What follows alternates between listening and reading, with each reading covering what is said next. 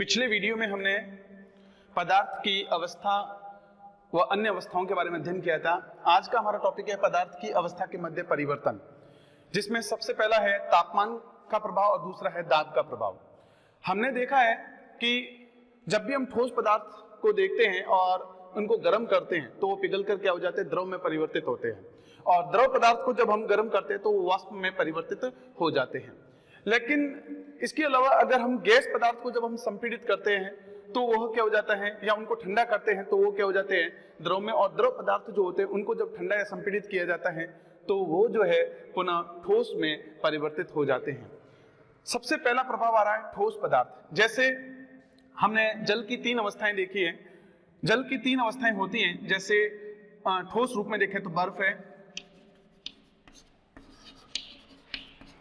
ठीक है, और जब भी इसको गर्म किया जाता है तो यह पिघल कर क्या हो जाता है, द्रव अवस्था में आ जाता है, अर्थात हम ये कहेंगे इसकी पानी अवस्था आ जाती है, यानी जल अवस्था आती है, जलीय अवस्था आ जाती है। इसके बाद में जब इसको गर्म किया जाता है तो यह क्या हो जाता है, जल वाष्प यानी गैस अवस्था में आ जाता है, और इसकी जो यह अवस्था जो होती है इसको अपन बोलते हैं जल वाष्प की अवस्था, यानी गैसीय अवस्था। अब यहाँ पर आप ध्यान दें, ठोस को जब हम गर्म करते हैं तो यह पिघल कर द्रव अवस्था में, द्रव को जब गर्म करते हैं तो वह गैस अवस्था में, ठीक है ना। लेकिन यहाँ पर जब देखा जाए तो हम ये कहेंगे कि जब भी इनको गैस पदार्थ को जब हम ठंडा करते हैं, ठीक है ना, तापमान कम करेंगे तो इसके कण क्या होंगे, पास पास आएंगे, तो यहाँ पर दाब क्या होगा, बढ़ेगा, ठीक है, दाब बढ़ाना पड़ेगा, ठीक है। इसी प्रकार से यहाँ पर ये द्रव में, इसी प्रकार जब हम द्रव पदार्थ को जब हम यहाँ ठंडा करेंगे तो यहाँ पर जो है इसका तापमान कम हो जाता है, दाब इसका क्या हो जाता है, बढ़ जाता है, और ये ठोस में परिवर्तित हो जाता है। तो यहाँ पर भी ताप के बिल्कुल अपोजिट है दाब, और यहाँ दाब क्या होगा, कम हो जाएगा, यहाँ पर भी दाब क्या हो जाएगा, कम हो जाएगा। तो आप देख सकते हैं ठोस पदार्थों को जब हम गर्म करते हैं तो इसका तापमान बढ़ाने पर क्या हो जाता है, ये द्रव पिघल कर द्रव में, द्रव पदार्थों को जब हम गर्म करते हैं तो यह पिघल कर क्या हो जाते हैं, सॉरी वाष्प में परिवर्तित हो जाते हैं, ठीक है। नेक्स्ट हम बात करते हैं द्रव गैसीय पदार्थों को जब हम ठंडा करते हैं या इनका दाब बढ़ाते हैं तो इनके कण क्या हो जाते हैं, पास पास आकर ये द्रव में परिवर्तित होते हैं, और द्रव से वापस ये क्या हो जाते हैं, ठोस में परिवर्तित होते हैं। इसको अपन सबसे पहले हम तापमान के प्रभाव के बारे में देखेंगे। तापमान के कारण किस तरीके से पदार्थ की अवस्था में परिवर्तन किया जा सकता है। तापमान के कारण मैं आपको बता चुका हूं, जैसे ठोस पदार्थों को जब हम गर्म करते हैं, यानी तापमान जब बढ़ेगा तो वहां पिघल जाएंगे, और द्रव में, द्रव पदार्थों को जब हम गर्म करते हैं तो वो क्या हो जाते हैं, उबल कर क्या हो जाते हैं, वाष्प में परिवर्तित होते हैं, गैस अवस्था यहाँ पर हमारे पास में आएगी। तो ये आप इसको समझे अच्छी तरीके से। हमने क्या किया, एक जो है कांच का बीकर लिया और इस कांच के बीकर में बर्फ के टुकड़े डाल दिए, चित्रानुसार इसको उपकरण को व्यवस्थित कर दिया। अंदर की तरफ हमने हिलाने वाला एक विंडोलक डाल दिया और यहाँ थर्मामीटर लटका दिया स्टैंड की सहायता से, नीचे मैंने बर्नर रख दिया। अभी बर्नर क्या है, बंद है, बर्नर को मैंने स्टार्ट नहीं किया है, ठीक है ना। शुरुआत में देखते हैं तो बर्फ क्या है, 0 डिग्री टेम्परेचर बता रहा है, क्योंकि ये ठोस अवस्था में, तो शुरू में इसका टेम्परेचर क्या है बर्फ का, 0 डिग्री है, यानी ठोस अवस्था में बर्फ का, ठीक है ना, बर्फ का ठोस अवस्था में यह इसका तापमान कितना बताया जा रहा है, 0 डिग्री बताया जा रहा है, ठीक है। लेकिन जैसे ही बर्नर स्टार्ट करते तो ये पिघलना शुरू होता है, पिघलता है तब भी इसका तापमान क्या बताया जा रहा है, पिघलने पर, हम पिघलने पर देखेंगे तो भी इसका तापमान 0 डिग्री बता रहा है। लेकिन जैसे ये पिघल कर द्रव अवस्था में आ जाता है, ठीक है ना, यानी पिघल कर द्रव अवस्था में आ जाता है, ठीक है, तब उस समय भी इसका तापमान 0 डिग्री ही बताया जा रहा है। इसका मतलब अवस्था उसकी चेंज हो गई है, ठोस से द्रव में आ गया, फिर भी उसका तापमान जो है 0 का 0 डिग्री बता रहा है। इसका क्या कारण है, इसके पीछे कारण है कि जो नीचे से दी गई ऊष्मा वो कहाँ गई, उसके क्या, उसके ऊपर इसका कोई प्रभाव नहीं पड़ रहा है। तो हम ऐसे प्रश्नों को जानने के लिए हम ये देखेंगे कि नीचे से दी गई जो ऊष्मा होती है ना, वो एक छिपी हुई ऊष्मा है। इस दौरान ये बर्फ क्या करता है, जो है द्रव में बदलने के दौरान उपयोग में ले लेता है। इस ऊष्मा को हम क्या कहते हैं, संगलन की गुप्त ऊष्मा कहते हैं। तो हम ये कहेंगे कि संगलन की गुप्त ऊष्मा एक ऐसी ऊष्मा है जिसमें ठोस पदार्थ क्या करेगा, अपने कणों के मध्य, इसको लेकर अपने कणों के मध्य आकर्षण बल को तोड़ देगा, जिससे कणों के बीच में गतिज ऊर्जा बढ़ेगी, कंपन बढ़ेगा, और ऐसी स्थिति में जो है कणों के बीच में टक्कर भी बढ़ेगी। ठीक है, ये ध्यान देना। तो बर्फ जो है वो इस तरीके से द्रव में परिवर्तित हो जाता है। ठीक है, अब यहाँ पर जो होता है वो द्रव अवस्था आ जाती है। आप देख लें, यहाँ पर जो आएगी वो द्रव अवस्था आ जाएगी। अब यहाँ पर जो है द्रव बन गया ये। ठीक है, ये जो है इसको अपन हटाकर, ठीक है, ये जो आएगी ये द्रव अवस्था आ जाएगी। अब यहाँ पर द्रव बन गया है, पानी बन गया है। ठीक है, अब यहाँ पर एक पहली परिभाषा हमारे पास में आती है,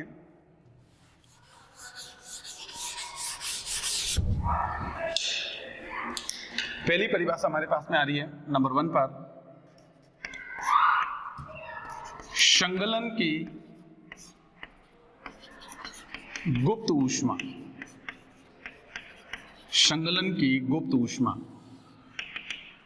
वायुमंडलीय दाब पर 1 किलोग्राम ठोस पदार्थ का द्रव में बदलने के दौरान बाहर से ली गई या दी गई जो आवश्यक ऊष्मा की मात्रा है उसको अपन क्या कहते हैं, संगलन की गुप्त ऊष्मा कहते हैं। ठीक है, तो ये ध्यान दें।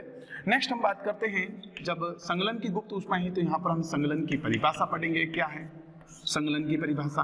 ध्यान दें, संगलन की परिभाषा क्या है? वह प्रक्रिया जिसमें किसी ठोस पदार्थ को गर्म करने पर, गर्म करेंगे ना तो वह पिघल कर क्या हो जाता है, द्रव में बदल जाता है। इस प्रक्रिया को हम क्या कहते हैं, संगलन कहते हैं, गलना कहते हैं। ठीक है, और इसी जब गलेंगे तो इसका मतलब उनका गलनांक बिंदु आएगा। गलनांक बिंदु, मेल्टिंग पॉइंट, हर एक ठोस पदार्थों का अलग अलग होता है। जैसे मैं आपको बता दूं, फॉर एग्जाम्पल हम ये कहेंगे, वह निश्चित, पहले परिभाषा देख लेते हैं, वह निश्चित तापमान जिस पर कोई ठोस पदार्थ पिघलता है, ठोस पदार्थ पिघलते हैं उनको अपन क्या कहेंगे, गलनांक बिंदु कहेंगे। ठीक है, तो उस तापमान को हम जो है गलनांक बिंदु के रूप में माना जाएगा। जैसे हम बर्फ की बात करते हैं तो बर्फ का जो मेल्टिंग पॉइंट है, गलनांक बिंदु जो है वो कितना है, 0 डिग्री सेंटीग्रेड। ठीक है ना, अगर इसमें 273 जोड़ देंगे, 273 जोड़ देंगे तो हमारे पास में क्या आएगा, 273.15 केल्विन आ जाएगा। कहने का मतलब अगर हमें डिग्री सेंटीग्रेड को केल्विन में बदलना है, दोनों ही तापमान की इकाइयां हैं, इसके अलावा एक रूरल भी होती है और एक फॉरेनहाइट भी होता है, फॉरेनहाइट में। ठीक है, तो यहां पर ध्यान दें, जब भी डिग्री सेंटीग्रेड को केल्विन में बदलना है तो इसमें 273 जोड़ना पड़ेगा, 273.115 केल्विन डिग्री में जोड़ना पड़ेगा, केल्विन आ जाएगा। जबकि केल्विन को वापस डिग्री में कन्वर्ट करना है तो यहाँ 273.15 इसमें लेस करना पड़ेगा। तो इस तरीके से जो है डिग्री को केल्विन में, केल्विन को डिग्री में हम चेंज कर सकते हैं। ठीक है, नेक्स्ट है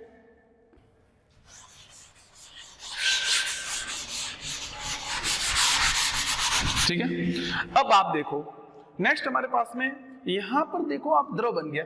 अब यहां 0 से लगाकर 99 100 डिग्री तक बिल्कुल द्रव अवस्था रहेगी। फिर उसके बाद में जैसे ही 100 डिग्री पहुंचेगा तापमान, ठीक है ना, तो 100 डिग्री के प्रारंभ में तो बिल्कुल द्रव ही है, लेकिन जैसे 100 डिग्री एंड आ रही है तब तक ये बिल्कुल जो है द्रव रहकर द्रव होता फिर क्या हो जाता है, ये वाष्प में परिवर्तित होता है। तो नीचे से दी गई जो ऊष्मा है, तापमान 100 का 100 डिग्री बता रहा है। ठीक है, सेम जैसे हमने संगलन की गुप्त ऊष्मा पढ़ी थी, ठीक उसी प्रकार वाष्पन की गुप्त ऊष्मा आएगी, ध्यान देना। तो यहां पर हम ये कहेंगे, वह निश्चित, या ये कह सकते हैं कि किसी द्रव पदार्थ को वाष्प में बदलने के दौरान बाहर से ली गई आवश्यक ऊष्मा की मात्रा जो होती है उसको अपन क्या कहते हैं, वाष्पन की गुप्त ऊष्मा कहते हैं। तो चौथी परिभाषा आ रही है, वाष्पन की गुप्त ऊष्मा। वाष्पन की गुप्त ऊष्मा, ध्यान दें, वाष्पन की गुप्त ऊष्मा क्या है, ठीक है ना, किसी द्रव पदार्थ को वाष्प में बदलने के दौरान बाहर से ली गई आवश्यक ऊष्मा की मात्रा। तो यहाँ पर वाष्प बननी चालू हो जाएगी, यहाँ पर जो है ना इस तरीके से वाष्प बनेगी। ठीक है ना, ये वाष्प बनेगी,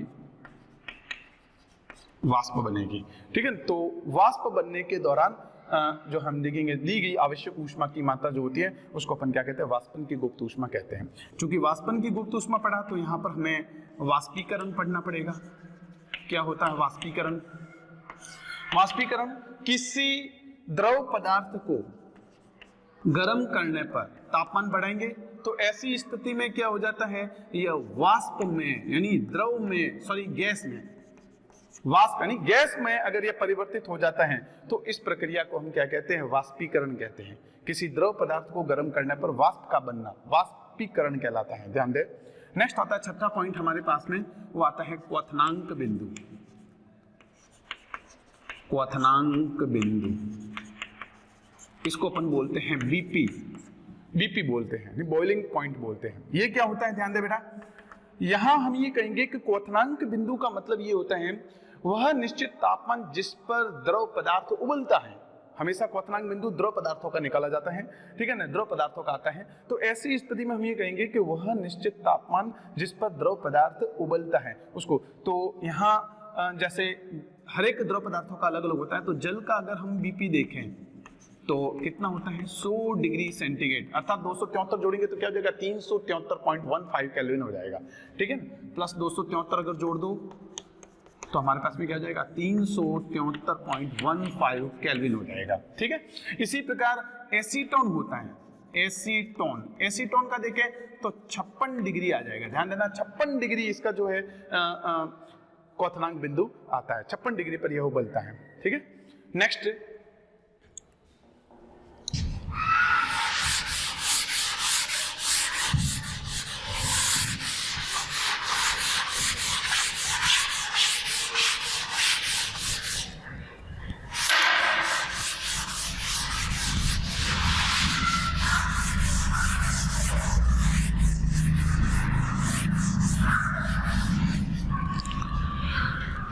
नेक्स्ट है दूसरा पॉइंट, दाब का प्रभाव।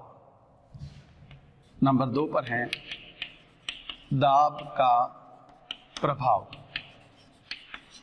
दाब का प्रभाव, देखो दाब बढ़ाकर हम पदार्थ की अवस्था में भी परिवर्तन कर सकते हैं। जैसे मैंने यहां पर 3 सिलेंडर लिए, पहला सिलेंडर लिया, दूसरा सिलेंडर मैंने लिया,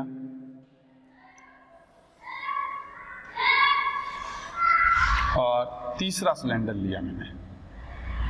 3 अलग अलग सिलेंडर ले लिए मैंने। अब पहला सिलेंडर जो लिया है, इस सिलेंडर में मैंने क्या भर दी, गैस भर दी। इसके अंदर मैंने गैस भर दी, क्योंकि गैस के कण बहुत दूर दूर हैं। ये सिलेंडर और ये है गैस, ठीक है। अब इसको हम क्या करते हैं, पिस्टन की सहायता से इसको दबाते हैं। जब भी इसको दबाएंगे तो इसके कण क्या होंगे, पास पास आएंगे, इसके कण क्या होंगे, पास पास आएंगे, ठीक है। इसके बाद में हम क्या करते हैं, ये पिस्टन है, पिस्टन से इसको हम दबाएंगे ना तो इसके कण क्या होंगे, पास पास आएंगे। तो ये इसका जो है रूप क्या हो जाता है, द्रव में आ जाता है, ठीक है। तो इस तरीके से ये द्रव हो गया। यहां पर देख लो ये पिस्टन है वही, और इस तरीके से, ठीक है। ये अब इसको दबाएंगे तो इसके कण और पास पास आएंगे, तो ये किसका रूप ले लेंगे, ठोस का रूप ले लेंगे, ठीक है। बहुत कण पास पास है। ये लो भाई, इस तरीके से हम इसको ऐसे समझ सकते हैं, ये इस तरीके से, ठीक है, ये इस तरीके से हो जाएगा। तो यहां पर आप देख लो ये हो जाएगा ठोस। इसका मतलब हम देखते हैं कि जब भी हम गैसीय पदार्थ को, यानी गैस को जब हम प्रेषित करते हैं, इसका दाब बढ़ाते हैं, तो यह क्या हो जाता है, द्रव में परिवर्तित होता है। और जब इसको और प्रेषित करते हैं तो इसके कण और पास पास आकर क्या हो जाती है, ठोस में परिवर्तित होता है। ध्यान दे इस तरीके से, ठीक है। Thank you.